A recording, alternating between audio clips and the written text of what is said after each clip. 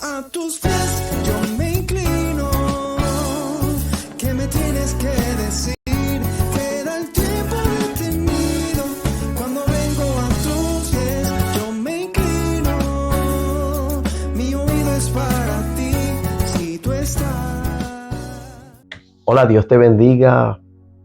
Qué bueno que estás nuevamente con nosotros. Estamos grabando la parte número 2 de esta lección número 7. Bueno, esta sería la lección número 8 y pues sería la segunda parte de ese capítulo 7, comenzando en el verso 6. Este es el pastor Héctor Santiago, Ministerio Ciñéndose la Toalla, que te presenta estudiando las Escrituras a los pies de Jesús en este tiempo.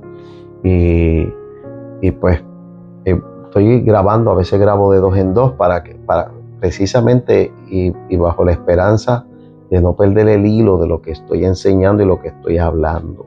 Que a veces tardar 2 o 3 días pues puede crearme una laguna de repetición. Así que te pido por favor que para repasar te asegures de ver el video de la semana anterior. Esto es viernes tras viernes y pues tienes que ver el video de la semana anterior de manera tal que tengas la mente fresca para seguir entrelazar lo nuevo. Y vamos a orar primero. Vamos a orar recordándote pues que necesitas un bolígrafo, necesitas una libreta y necesitas la Biblia. Y estamos leyendo la Biblia. Pero vamos a orar. Señor, gracias te damos en esta parte que estamos enseñando, la parte 2 del capítulo 7. Esta es la lección número 8. Bendícela. Dios, permite que podamos hacerlo de una manera organizada para que los hermanos pues también puedan disfrutarlo, puedan entenderlo y a la misma vez puedan utilizarlo. Señor, gracias te damos en el nombre de Jesús. Amén, amén y amén. Y a manera de introducción, vamos a estar diciendo que en la vez pasada, en los primeros versos de esta lección, estuvimos hablando de un sueño, o estamos hablando del sueño, un sueño de Daniel, no es un sueño de Nabucodonosor, es un sueño de Daniel, un sueño que Dios le da a Daniel para expandir lo que le dijo a Nabucodonosor y le da más información. Y en esta parte estuvimos viendo los primeros versos que habla de que él vio que salían de la mar unas bestias, y nosotros estamos relacionando las bestias que está viendo Daniel con la estatua que vio Nabucodonosor, y que la cabeza de oro acá la representan como un león con alas de águila, que el pecho de plata, que son los medo-persas, acá lo representa como un oso que viene desnivelado, ¿no? Desnivelado, porque son medos y persas, son dos, es una unión de 2 naciones, y que habla que tiene 3 costillas en la boca, y nosotros lo relacionamos entre medo persa, oso con costillas en la boca o pecho de plata. Esa relación fue la que hicimos la vez pasada. Ahora vamos a continuar con el verso número 6. Así que ubíquese en su Biblia el verso número 6 y yo voy a seguir explicando. Dice: después de esto miré, y aquí otra, semejante a un leopardo, con 4 alas de aves en sus espaldas. Tenían también estas bestias 4 cabezas, y le fue dado dominio.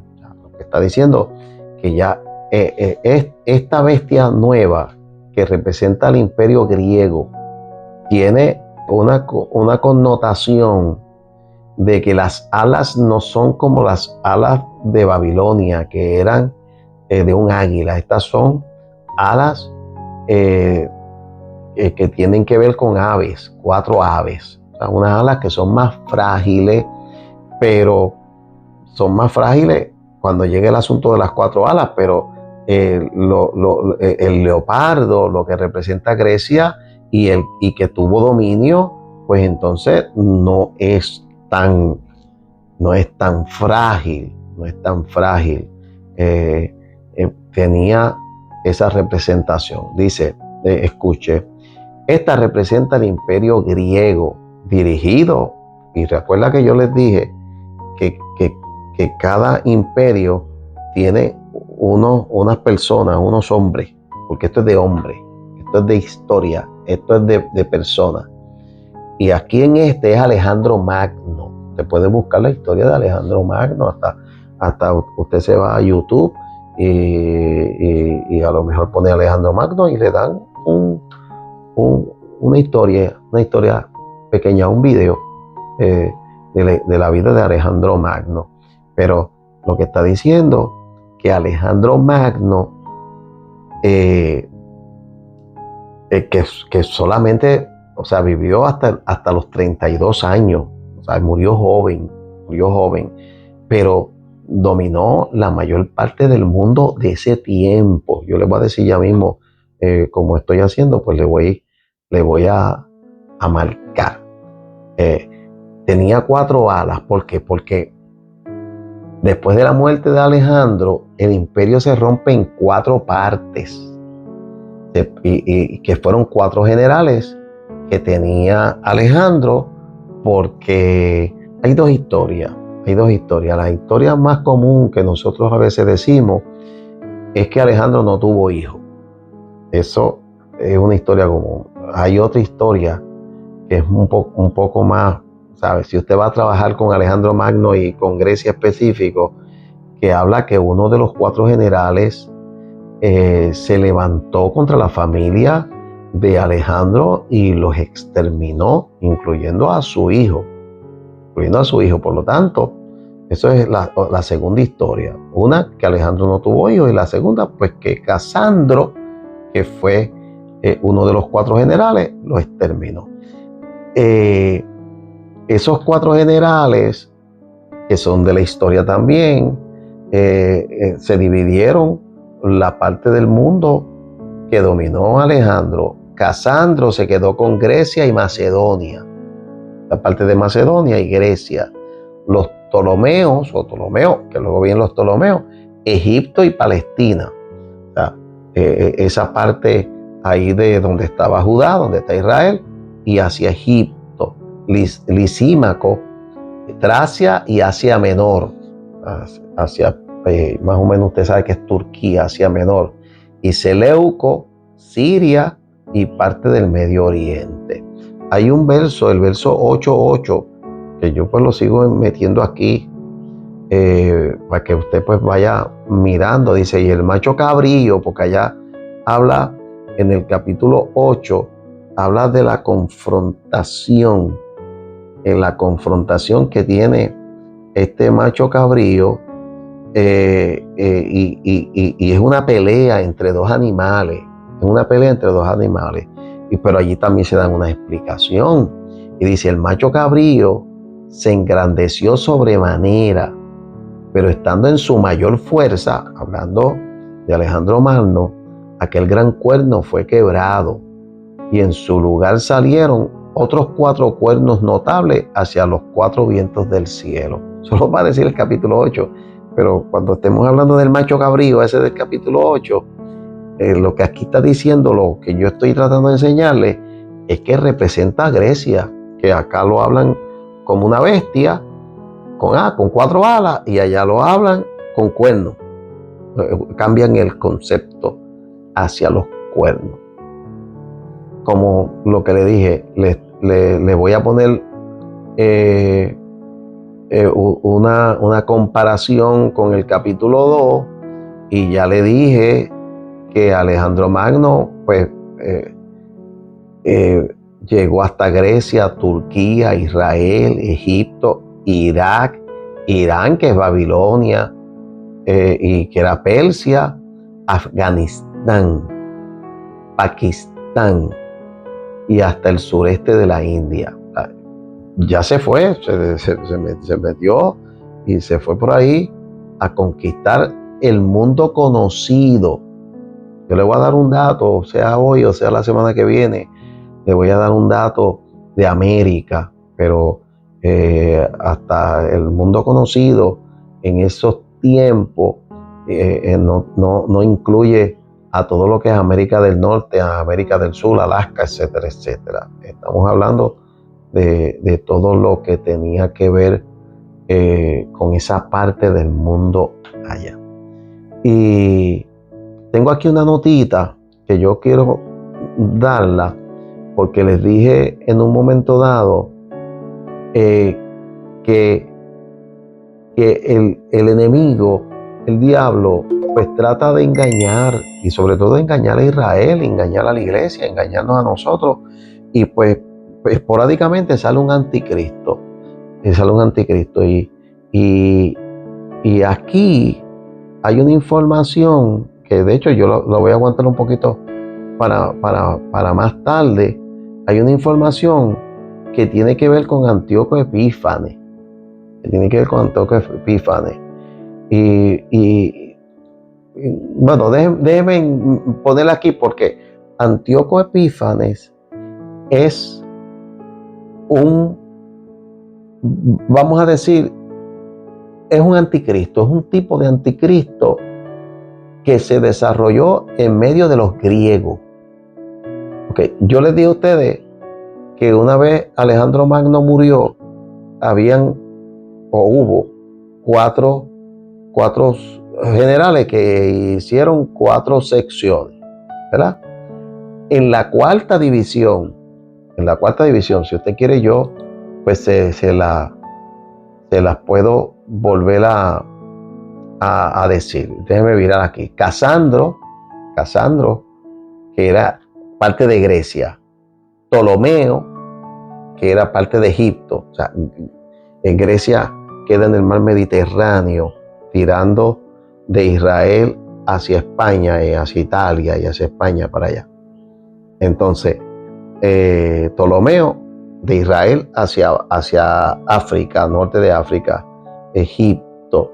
Lisímaco hacia Asia Menor, que es Turquía, esa parte de allá de Turquía, y Seleuco hacia Siria, que es el norte de Israel, por esa parte por ahí, por el norte de Israel. De ese Seleuco, esa parte de Seleuco, dice que Siria, el Medio Oriente, se levantó Antíoco Epífanes, que es un general de estos que empezó una persona, Seleuco, pero luego, pues con el tiempo, pues se van levantando, uno se muere y se van levantando otros. En Daniel lo vio en el capítulo 8, verso 9. Daniel habló de este hombre. Aun cuando Daniel está enmarcando y va a enmarcar unas cosas que tienen que ver con el tiempo de Roma y con el tiempo después de Roma y con los tiempos de Jesús, etcétera. Pero mira lo que puso en el 8:9, puso: y de uno de ellos salió un cuerno pequeño que creció mucho al sur y al oriente y hacia la tierra gloriosa. La tierra gloriosa es la tierra de Israel.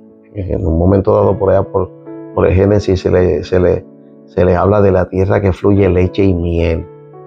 Dice: y se engrandeció hasta el ejército del cielo, y parte del ejército de las estrellas echó por tierra y las pisoteó. Acuérdense que le estoy haciendo una introducción, un comentario, no estoy tratando de meterle mucha cosa, pero un comentario que tiene que ver con el anticristo, que esa información la vamos a utilizar para hablar del anticristo, que todavía en nuestros tiempos no ha salido a la luz, aun cuando está por ahí, dice la Biblia, cuando está por ahí, pero todavía no ha salido a la luz.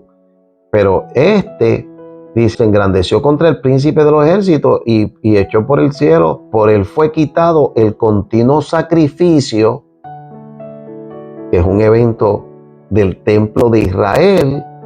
El lugar del santuario fue echado por tierra y a causa de la prevaricación le fue entregado el ejército junto con continuo sacrificio y echó por tierra la verdad e hizo cuanto quiso y prosperó. Antíoco Epífanes en el año 167 a.C. bajo Grecia prohíbe la circuncisión de los judíos, prohíbe la observación del sábado. Mire qué catástrofe. Usted dirá, uy, pero eso a los judíos, y por ahí de eso viene en guerra. Los sacrificios continuos, quema la ley judía, la quema, porque la va a prohibir. Sacrifica un cerdo en el altar judío, en el altar del templo, y levanta allí, en el altar, levanta un altar a Zeus, como que Zeus es su Dios, en lugar del Dios de los judíos. Y Daniel 8:11 dice, aún se engrandeció contra el príncipe de los ejércitos y por él fue quitado el continuo sacrificio y el lugar de su santuario fue echado por tierra y el 12 dice, y a causa de la prevaricación le fue entregado el ejército junto con el continuo sacrificio y echó por tierra la verdad e hizo cuanto quiso y prosperó. Entonces oyó a un santo que hablaba y otro de los santos preguntó a aquel que hablaba, ¿hasta cuánto durará la visión del continuo sacrificio y la prevaricación asoladora entregando al santuario y el ejercicio para ser pisoteado?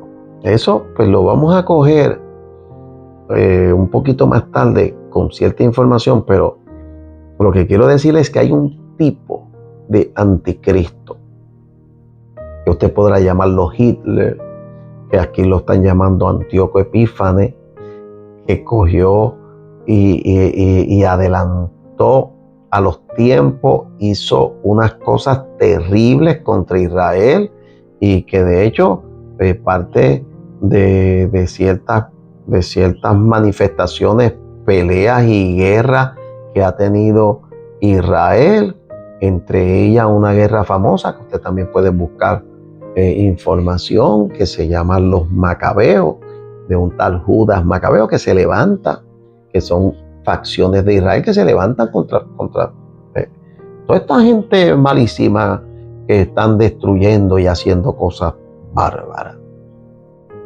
Eso todo cae en lo que es Grecia, desde Alejandro Magno hasta los 4 generales y hasta Antíoco Epífanes, que le tocó regir en esa área de Judá y de Jerusalén. Ahora vamos al 7. Dice, después de esto miraba yo en las visiones de la noche y aquí una cuarta bestia, espantosa y terrible en gran manera fuerte, la cual tenía unos dientes grandes de hierro, devoraba y desmenuzaba y las sobras hollaba con sus pies y era muy diferente de todas las bestias que vi antes que ella. Y ahí enmarca un final de ese verso que yo lo voy a coger con el otro, con el número 8, como principio del número 8, que dice, y tenía 10 cuernos. O sea, fíjese que cuando comparamos, vamos a comparar, esto es Roma, vamos a comparar a Roma con lo que dice allí, que eran las piernas de hierro, y que acá es una bestia que ni tan siquiera la puede definir, porque definieron a un león, definieron a un oso, se definió a un leopardo, pero ahora se define una cosa espantosa que no tiene que ver nada con cosas que el hombre hubiese podido relacionar. Una bestia espantosa con 10 cuernos y como de hierro y destructora y con dientes de hierro, y esta representa a Roma. Y yo creo que en uno de los vídeos dije que Roma tuvo 500 años, pero vamos a decir que es un pequeño error. Yo les voy a poner la tablita de nuevo. porque Roma sí tuvo 500 años después de Jesucristo, pero Roma tuvo 146 años antes de Jesucristo.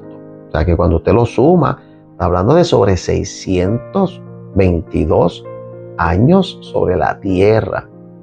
Los romanos,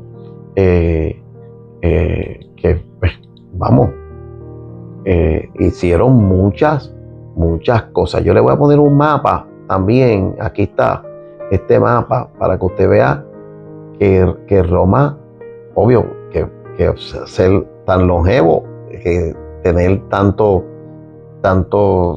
vamos a decir, tantos años, pues también conquistaron hasta España. Mire, Italia, España, Francia, Reino Unido, Alemania, Turquía, Grecia, Israel, Siria, Egipto y el norte de África. Acabó con el mundo. Se quedaron con el mundo. Y este imperio tiene unas características. O sea, no se crea que un imperio loco que llegó allí, porque usted sabe que los Césares, y nosotros pues le damos mucho énfasis a Roma por el asunto de que Jesús nació en tiempo del Imperio Romano. Y segundo, que la iglesia se desarrolla en tiempos del Imperio Romano. La iglesia se desarrolla en Roma y no tan solamente a los judíos mataron los romanos, también mataron a los cristianos, a los creyentes. Cuando Jesús le dijo a la iglesia y le dijo a los discípulos, el que quiera venir en pos de mí, tome su cruz y sígame. Es porque Jesús sabía que él iba a morir en una cruz. Todavía no se sabía qué muerte era la que le iban a dar. Y usted dirá, bueno, por acá ya todo el mundo lo mataban en una cruz. No diga eso. No diga eso porque a Juan el Bautista no lo mataron en una cruz. Le cortaron la cabeza. Era una forma de muerte también. Le cortaron la cabeza. Y luego los romanos a Pablo no lo mataron en una cruz. También le cortaron la cabeza. A Pedro lo clavaron en una cruz y a miles y miles y miles de cristianos los clavaron en la cruz. Por eso Jesús dijo, el que quiera venir en pos de mí, eso metafóricamente hablando, coja su cruz y sígame, porque lo que le va a tocar es la muerte cruenta. Muerte cruenta. Por eso nosotros cuando lleguemos al momento de que hablemos del rapto de la iglesia, que vamos a hablar dentro de los temas que vamos a hablar en el Apocalipsis, y veamos las diferentes escuelas, pues usted sepa que una causa que usted no puede alegar para hablar es que usted, yo no quiero pasar porque me haya persecución. La iglesia no va a tener ninguna persecución. El rapto viene y nos va a llevar. No sé a qué que usted se refiere, porque la iglesia del principio de los primeros 150, 200 años, recuerde que le dije que Roma llegó, es más, mire, creo que lo tengo por ahí y se lo adelanto. Roma tuvo dos facciones. Una de las facciones, que es el Imperio Romano Occidental, vivió hasta los 473 después de Cristo, 5 siglos, siglo V, estaba todavía Roma por ahí. Y en el Imperio Oriental, o el que se llama Bizantino, Roma estuvo en Constantinopla hasta el 1453. Yo diría, wow, pero espérate, pero Cristóbal Colón descubrió América en el 1492 y en el 1453, como 30, 40 años antes, todavía Roma estaba por ahí. Y Roma dio legado, de la misma forma que Grecia dejó legado, que usted va al Medio Oriente, que usted va a España, que usted va a Italia, que usted va a todo ese mundo conocido, Alemania, Francia, etcétera, etcétera, y usted va a ver, y yo voy a hablar de aquí, también voy a hablar de eso en su momento, pero usted va a ver la influencia de los musulmanes, la influencia de los árabes, pero va a ver la influencia de los griegos y la influencia de los romanos.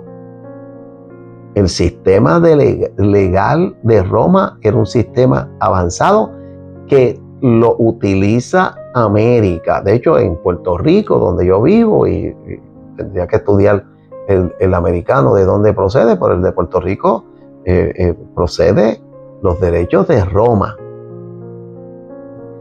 Roma hizo una red de carreteras. O sea, le hizo carreteras al mundo. Y hay un refrán que decía que todos los caminos conducen a Roma, porque ellos fueron lo que hicieron las carreteras. Era una organización militar disciplinada, que por eso ganaron tanto y tuvieron tanto tiempo. No los Césares, que eran unos locos. Hay un montón de Césares por ahí, un Calígula, Nerón y una gente ahí que eso también tiene otras historias. Lo que pasa es que esto no es una clase de historia de Roma. Puso la ciudadanía. Ni Babilonia habló de ciudadanía, ni Grecia habló de ciudadanía. Roma empezó a ser ciudadanos romanos, de los cuales había uno, Pablo, ciudadano romano. Y la influencia cultural y política. Esa fue Roma. Te voy a poner esa bestia fea para que usted la vea por ahí. Y comienzo en el verso 8 con la parte final del verso 7, que dice, tenía 10 cuernos. Y dice, mientras yo contemplaba los cuernos, he aquí que otro cuerno pequeño salía de entre ellos. ¿Se acuerda lo que le dije del anticristo? Y que allá en Grecia salió un Antíoco Epífanes que cogió, hizo todo lo que se decía que iba a ser el cuerno pequeño, pero el cuerno pequeño está en Roma. O sea, el cuerno pequeño, que es el anticristo del Apocalipsis, está relacionado con el imperio romano, con los 10 cuernos, que dice que yo contemplaba los cuernos, que tenía 10, que son 10 reyes, y aquí otro cuerno pequeño salía de entre los 10. Y se puso el cuerno pequeño, era el número 11. Y ahora, delante de ese cuerno pequeño fueron arrancados 3 cuernos de los primeros 3 cuernos. Y es aquí que entre cuernos tenía ojos como un hombre. O sea, que aunque aquellos eran reinos, este tiene personalidad de hombre. Es como un hombre, un líder. Reinos y líder no son lo mismo. Vamos a entender eso. Usted puede hablar de reinos y decir, y puede hablar hasta de países. Obvio que los países nuestros pues tienen un personaje. De la misma forma que le dije el personaje de Nabucodonosor y de Belsasar en Babilonia, el de Ciro el persa, Asuero y Darío en los medo-persas, el de Alejandro Magno y los 4 capitanes estos que les dije, y Antíoco Epífanes en Grecia, y entonces acá en lo que es el Imperio Romano, pues vamos a hacer la asignación, pero ya usted sabe que la Biblia le habla de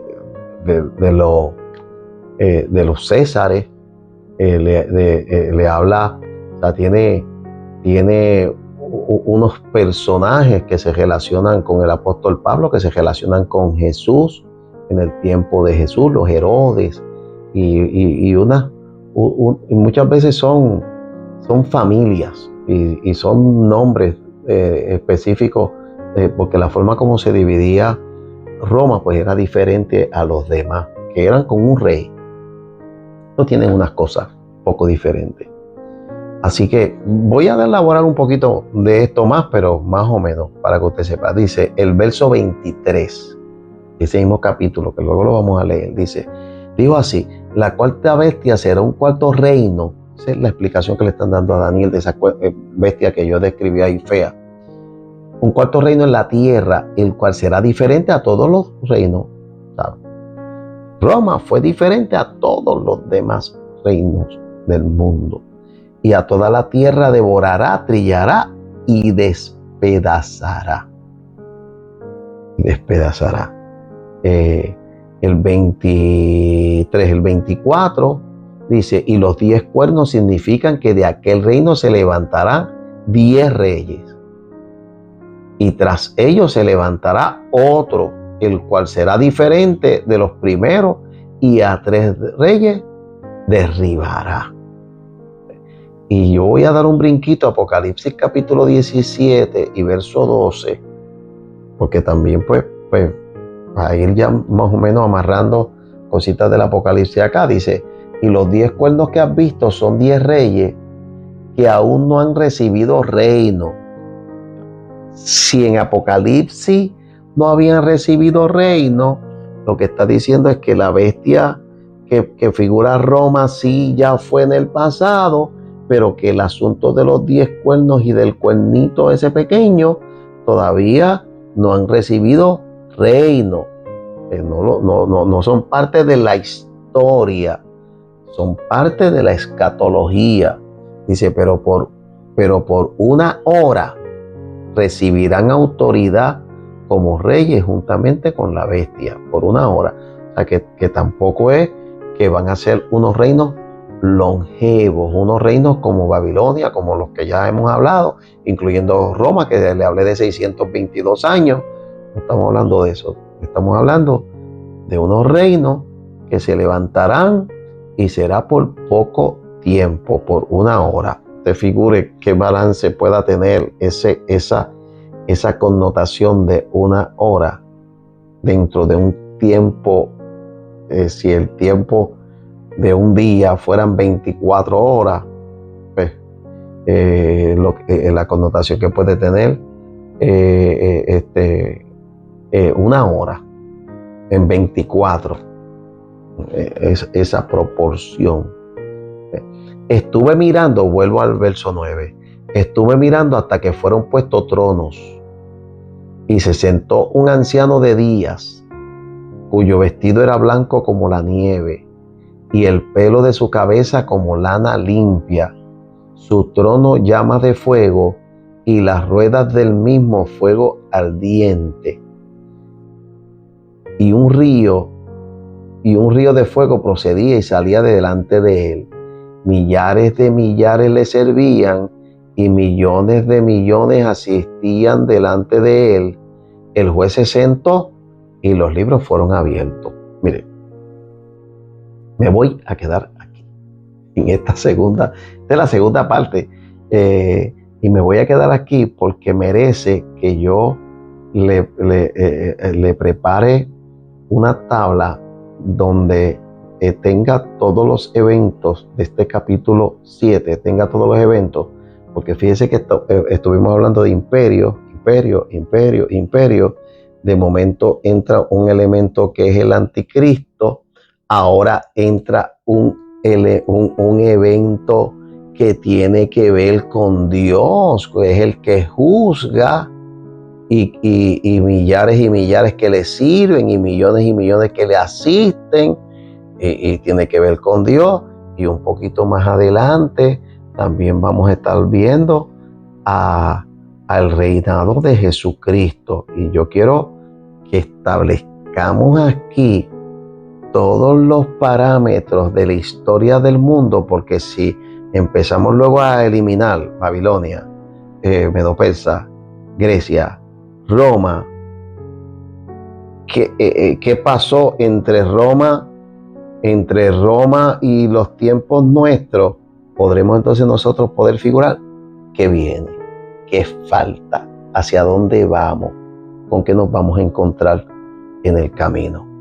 Y lo vamos a ver con más claridad.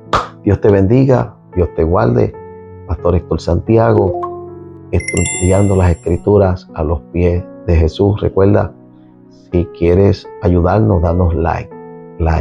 Ve a YouTube, ve a Facebook y danos like para que podamos llegar a más personas, a más lugares, a más gente. Te damos gracias, Señor. Te bendecimos, Dios. Te adoramos, te glorificamos y te damos las gracias porque tú nos permites, oh Señor, enseñar. Queremos hacerlo simple. Por favor, ayúdanos. Ayúdanos para que los hermanos puedan ir entendiendo con claridad. No que yo lo entienda con claridad, Señor, porque yo lo sé y lo entiendo con claridad. No que mis hermanos se sienten cuando terminan y decir, estoy claro en lo que me están enseñando. Gracias, Señor.